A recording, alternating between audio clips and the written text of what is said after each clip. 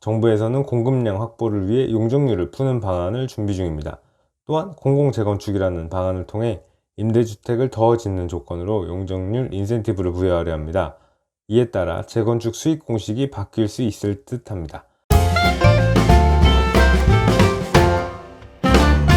만리는 못 봐도 백리 앞은 보고 살자. 안녕하세요. 권선생의 명견 백리의 권선생입니다. 오늘은 용적률이라는 개념을 통해 구축 아파트의 재건축이 가능한지 혹은 리모델링으로 가야 하는지 구분하는 방법을 말씀드리겠습니다.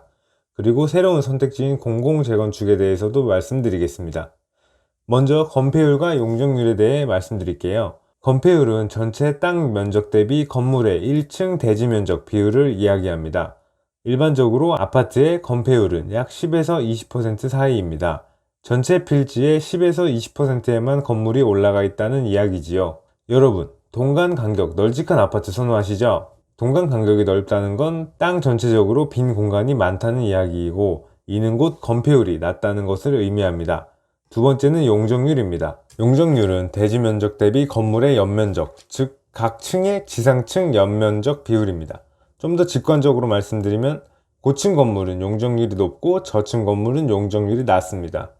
20평짜리 땅에 10평짜리 5층 건물이 지어져 있다고 가정하겠습니다. 이 경우 건폐율은 몇 프로일까요? 네, 50%입니다. 그러면 이 건물의 용적률은 어떻게 될까요? 대지 면적은 20평이고 지상층 연면적은 10평 곱하기 5개 층이니 50평이 되겠죠. 지상층 연면적의 합 50평을 대지면적 20평으로 나누면 250%가 되겠네요. 참고로 우리나라 모든 토지는 용도지역이 정해져 있고 각 용도지역마다 할 수 있는 게 있고 없는 게 있어요. 또한 용도지역마다 적용되는 건폐율과 용적률이 다릅니다. 표를 하나 띄워드릴 테니 참고하시고요. 약간 어려운 개념을 말씀드렸는데 건폐율과 용적률을 이해해야 어떤 단지가 재건축이 가능하고 어떤 단지는 재건축이 안 돼서 리모델링을 해야 하는지 구분해내실 수 있습니다. 아파트 재건축의 수익 모델을 살펴보시면 정해진 대지 위에 구축 아파트를 헐고 새 아파트를 더 많이 짓게 되고 남는 아파트를 공사비와 본인 아파트 평수 넓히는 데 사용하는 겁니다. 간단히 말씀드려 1만 평 부지에 20평 아파트가 500세대 규모로 지어져 있다고 가정하겠습니다. 이 아파트를 펴고 20평 1000세대 규모로 다시 지으면 500세대가 더 생깁니다. 조합원들은 이 물량을 일반 분양을 통해 시장에 팔게 됩니다. 일부는 공사비로 사용하고 일부는 평수로 늘리는 데 사용하고요. 남은 돈은 현금 정산을 받게 됩니다. 자, 재건축으로 인해 수익이 나는 조건을 보시면 첫째, 아파트를 헐고 지었을 때 일반 분양 물량이 나와야 하고요. 둘째, 일반 분양 분양가가 높을수록 사업성이 올라갑니다. 건폐율과 용적률이 낮고 평당 아파트값이 비싼 곳이 유리하겠죠. 반포주공과 개포주공처럼 강남 5층짜리 주공 아파트가 최적의 조건입니다. 사업성이 어마어마하죠. 이 조건과 멀어질수록 재건축 사업성이 떨어집니다. 서울 외곽의 건폐율 20%에 용적률 250%짜리 단지를 가정해 보겠습니다. 이런 아파트는 용적률을 다 써서 재건축을 해도 일반 분양 세대수가 늘지 않죠.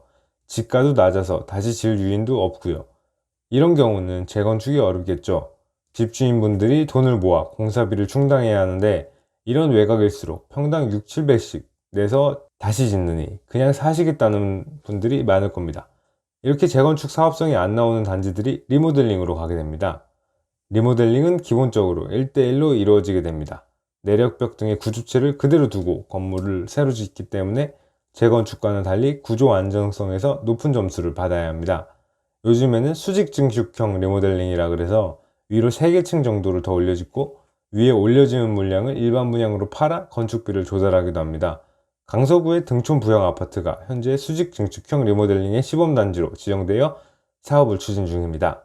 등촌 부영 아파트는 강서구 등촌 단지 내에 있으며 712세대, 용적률 약 219%의 중층 아파트입니다. 재건축 사업성은 안 나오는 곳이죠.